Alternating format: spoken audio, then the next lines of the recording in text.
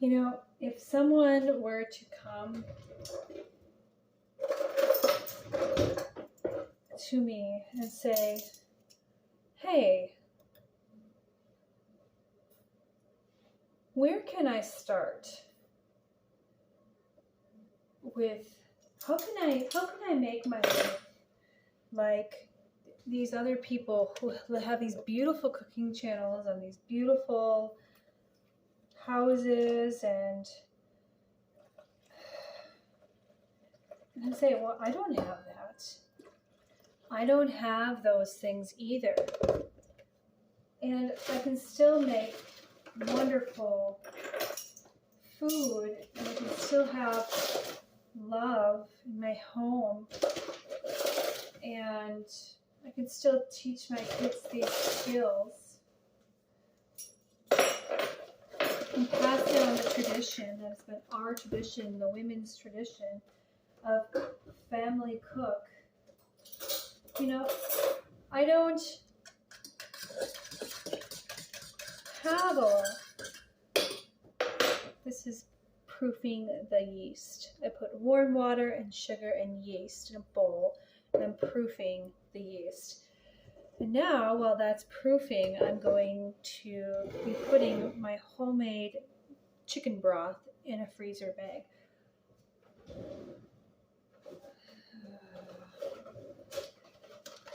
You know, my advice really to those of you who are battling this, saying, well, I can't do that. I'm busy. I'm X, Y, and Z, and it's hard even now just to cook a normal meal. And I say, well, you're training yourself. Look at that. That's fat on top. This is all fat. And you can just take that off and put it to the side. Here, let me get a plate.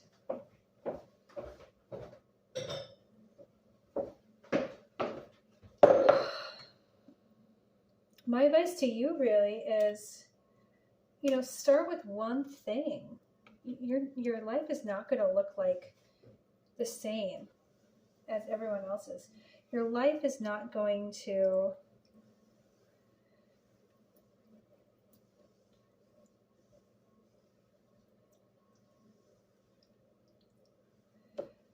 be like everyone else's. And you don't necessarily want that same life as them. When I first started, one of the very first things I ever did wasn't even make bread. It was making chicken broth. Look at this. Collagenized, gelatinized. When this warms up, it's going to be a liquid. But right now, it has the gelatin in it. And this is the stuff that makes it bone broth. See, I made this with gelatins on the bones and the marrow on the bones and the joints. And that's what caused this to be so gelatinized. And you really need that stuff. And this also has protein in it because, you know, you always leave a little bit of chicken meat on the bone sometimes. My kids do. And while I eat as much as I can, there's always a little bit of meat. So there's protein in there. And the bone marrow cooks, the bones cook down to the bone marrow. And that bone marrow is really where all the nutrition is.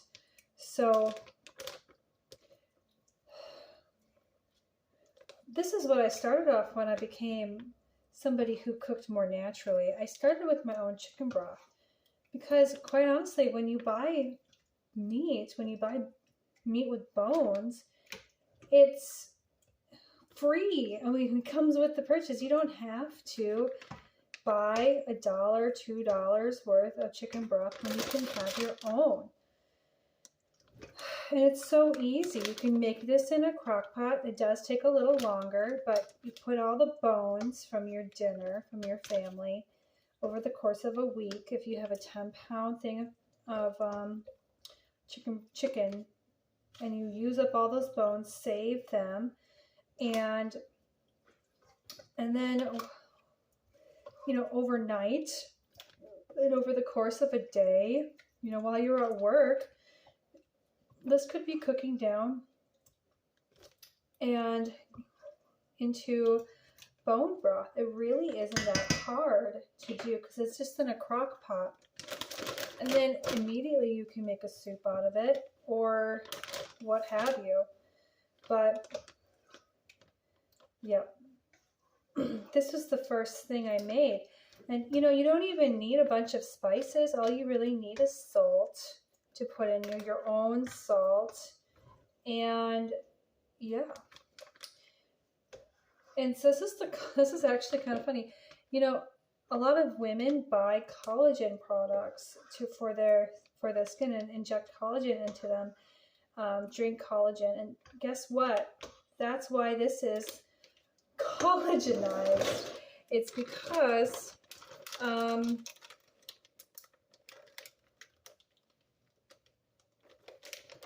that's why this is collagenized. Look at that.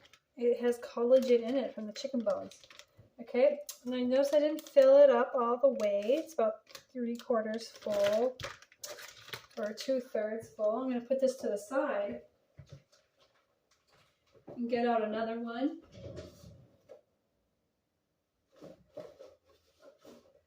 Ah, there they are.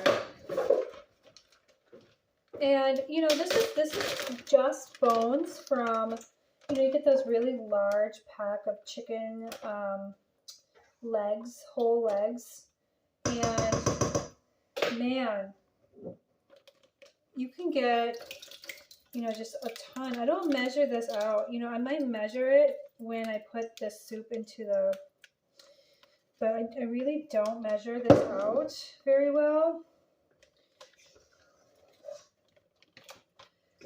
A lot of the spices actually went to the bottom here, which is fine. And the reason why I say you don't really need a lot of spices for your chicken broth is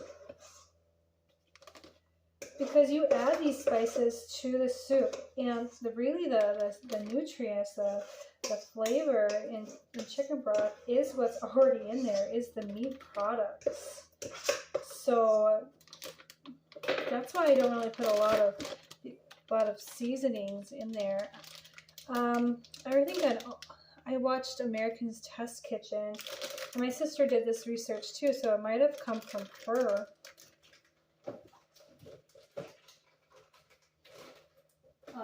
She said that really the strongest flavor that comes out is the onion. So, you know, if you want some strong flavor in your chicken broth for whatever reason, you know, maybe just put onion in there. Like I said, let me just adjust this. Like I said, really, you add the flavors when you're cooking the soup. Okay, so this is very, I don't know if you can tell from here. I can't really show you. Maybe I can. This is proofed. This is absolutely proofed. So now we're going to add it to the flour. It's foamy. It's right on the top, the foam, and it's bubbling. So that means it's ready.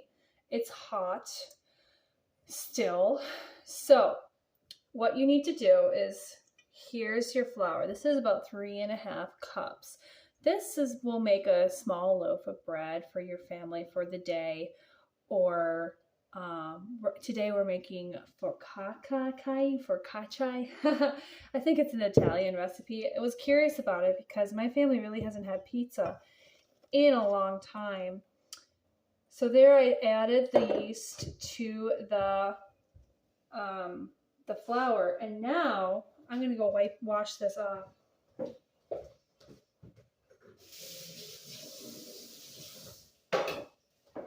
You mix it together. Now, a lot of people will use a bread mixer. Honestly, you don't really need it that much. Need. You don't really need to do that in a bread stand. A lot of people will say you need a dough hook to do dough, and that's, you know, dough hooks started coming around when they started mass producing bread. And I'm not there for it. We need to do this. This is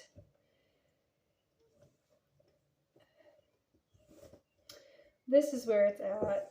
Just take your hand, and if you don't like all this flour on your hand, you know, one tip I would suggest is, you know, let's take this off here. Okay, you're starting off with a nice clean hand. You take some butter and put it on your hands, like so, and then you know, knead it in the bowl. So your goal with your dough is to knead it enough so that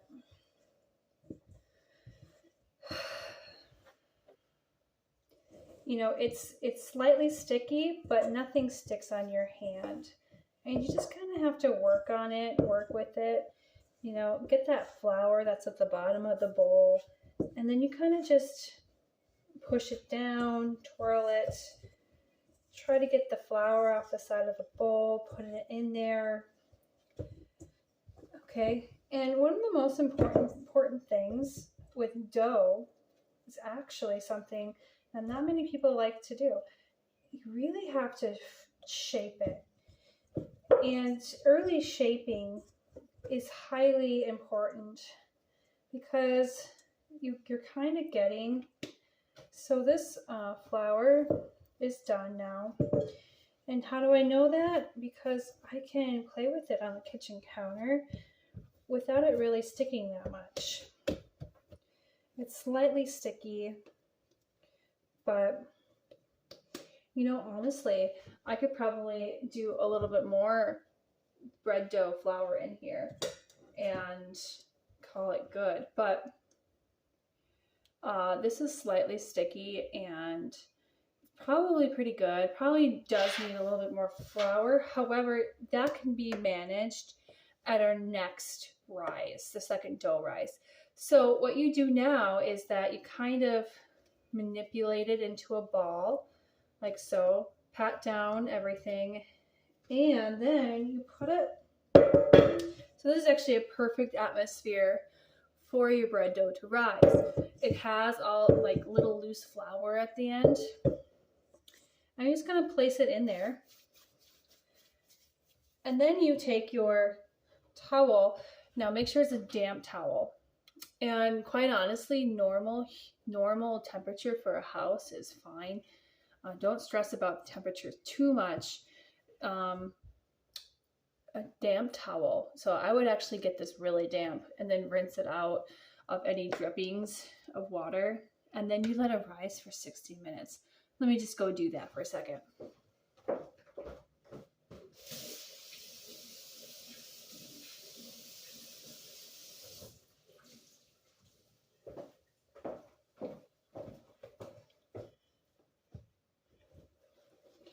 And you just kind of, you know, it's okay if you just kind of let it sit there for about an hour. I like to sit it next to my stove, even though it's not on right now. I like to sit it next to my stove. And yeah, then you're done. And now you just kind of clean up. However, right now, so you let it sit there for about 60 minutes until it doubles. Honestly, if you don't know what doubling looks like, that's fine. But I will get back to you. I will come back with part 2 of making this. This is the first time I've ever made frittata before. So let's hopefully it works out. As a final note, you know, when I first started this video, I was kind of talking about experience and, you know, being busy. I'm a firm believer in habit. I'm a firm believer in experience. And the only way you get habits and you get experience is by doing. You're not going to get into the habit of making bread if you don't do it. So every night right now, I usually, before I go to bed, set some sourdough flour out. I usually have a plan for it. I usually make bread. My family loves sourdough bread. They love homemade bread. So I usually make 2 loaves. Sometimes I make 2 loaves and then I gift that loaf to somebody, usually a friend. I gift that loaf to somebody, and then because we're not going to eat it that day, because for some reason we just didn't go through 2 loaves of bread. But but you know, experience. I didn't know what it's like to work with dough when I was a woman in my 20s, but now that I'm in my 30s, I know what good dough looks like. I know what to look for when you want a good rise on dough. And that's because I just been doing it for a while. But I knew actually what a good dough rise was 6 months into my journey, right? Couple months into my journey. It wasn't that, but now I have experience behind me. I have 10 years experience of working with dough. The habit is there, and I'm not afraid to spend that extra time making that bread or setting that out, because I want it for my family. Setting out the bread dough and setting out the things for my family. Oh, you do get kind of messy. I don't care about getting messy that much. But yeah, you know, you need to stop looking at these women or even me and compare yourself to women or these other people, but rather, you know, say, what can I do today? What can I do today that will get me this lifestyle I want to live? And like I said, I didn't start out making bread. I started out making homemade chicken broth, to save money on chicken broth. And then, you know, we made bread. And then we started making our own things like tortillas. And we did stuff like that where that's experience. Your hands are your greatest resources. Your hands are your greatest resources. And with time, they'll have that experience. And you have to allow them to manipulate things. You have to allow them to work with food and to clean up afterwards. You have to allow to let yourself not get caught up in looking perfect, but rather working with what you have, because that's how people live their whole lives. Before the 20th century, even in the 20th century, they worked with what they have. They didn't have the prettiest things. They probably had, they probably did not have new things at all for the longest time. So my thing is this: when you look at the video like this, or video of women who work with food for their profession, don't look at them maybe like, I'll never be like that. You know, start with one thing. Maybe start with dough. Maybe start with making bread once a week. I don't know, but you can do it. I believe in you.